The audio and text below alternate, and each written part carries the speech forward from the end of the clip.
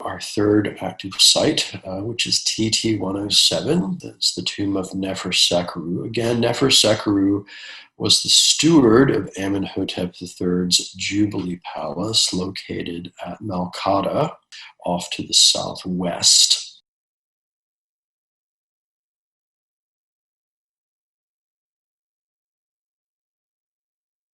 This is a tomb that was constructed late in the reign of Amenhotep III. It's one of the tombs that is sunk down into a sunken court, as you can see here. The tomb itself was never completed. It was partly excavated out of the rock, and it was partly decorated, and then it was abandoned for reasons that we still don't know for sure. But the parts of it that were completed contain some very beautiful relief carving. The tomb itself is in very bad condition. The rock is not of particularly good quality, and it is in need of consolidation, restoration. But the relief that was completed at this tomb is very, very beautiful. Some of the best relief carving that was ever carved in the necropolis from a period of very high artistic attainment.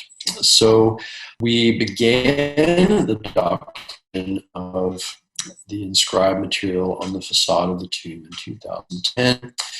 Initial structural condition survey, followed by photography and facsimile drawing of the reliefs on the facade. The recording of the standing walls of the facade is now well advanced. We've been able to complete a number of drawings just to give you an idea of the beautiful quality of the relief.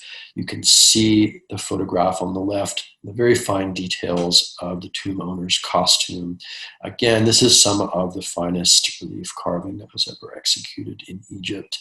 And our artists, Margaret de Jong and Sue Osgood, have created some extraordinarily accurate facsimile drawings of this material.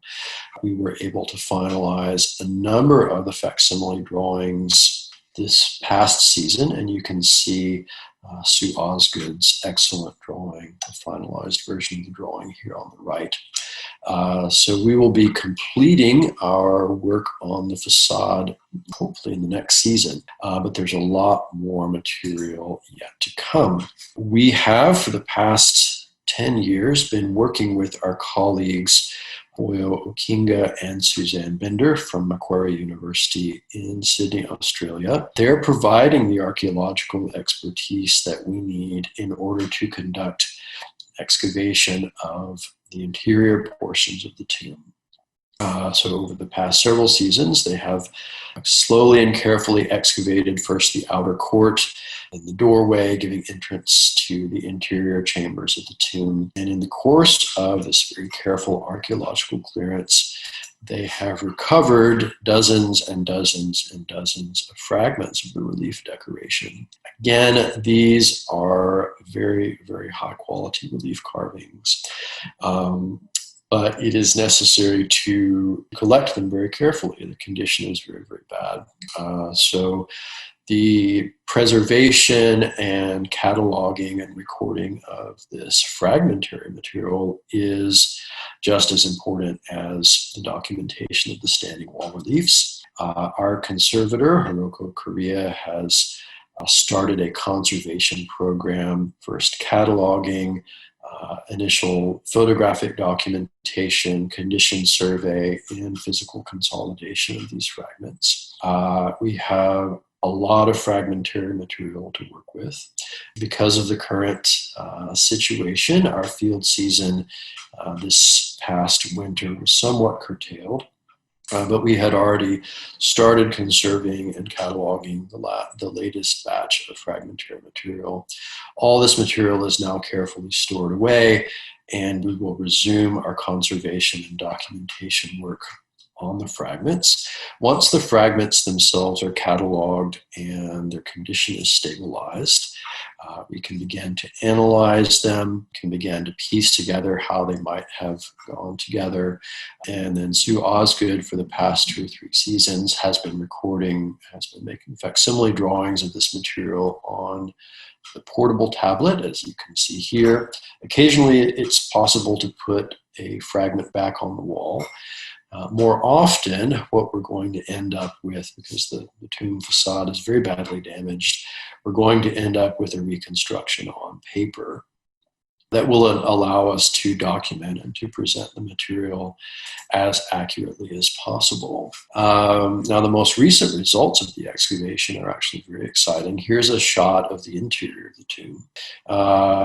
This past January was the first time that our archaeologist colleagues have been able to enter the interior of the tomb and conduct extensive excavations of the area inside. As you can see, there's a lot of work to be done, but this is a view along the central axis of the broad hall, the 16 columned hall within the temple interior.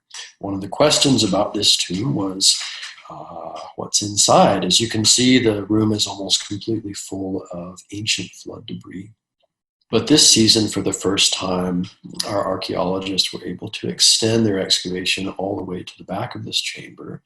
And right at the back of this photograph, you can see just the dark opening of an inner doorway. Now, we don't know what's past that inner doorway, but prior to this January, we didn't know it was there. So we're very excited to continue the excavation program at the tomb next season when we return to recover as much of the fragmentary relief material as we can, and to continue with the clearance and the conservation and the recording of this very interesting tomb from the time of Amenhotep III.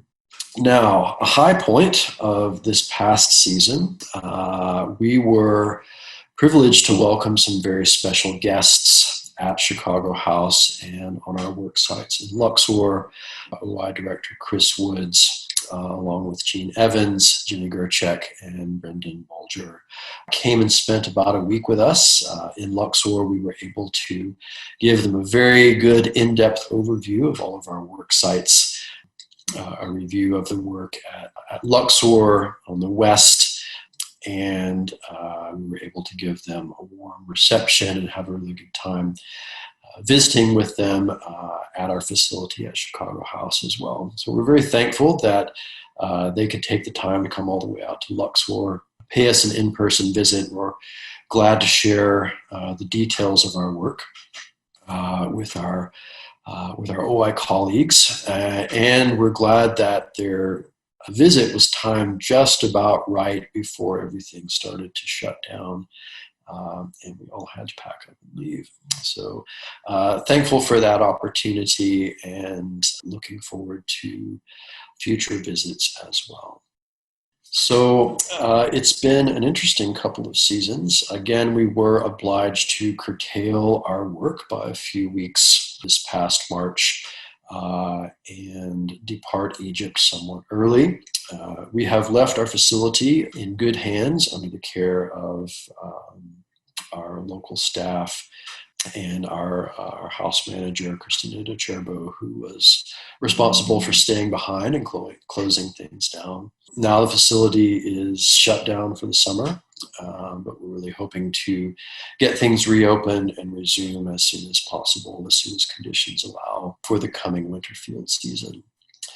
So I'd like to thank you very much for your attention today, and I will close just with some information about our online content. I mentioned earlier that you should visit our website, digitalepigraphy.com, for extensive coverage of technical methods used for documentation, as well as a lot of news about our current projects.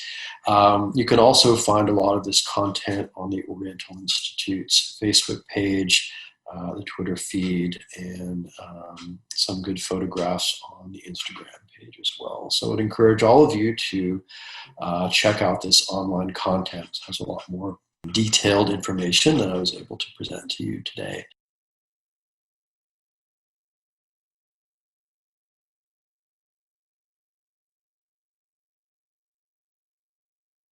For over 100 years, the OI has been a leading research center for the study of ancient Middle Eastern civilizations. Join us in uncovering the past and learn about the beginnings of our lives as humans together. Become a member by visiting oi.uchicago.edu/member.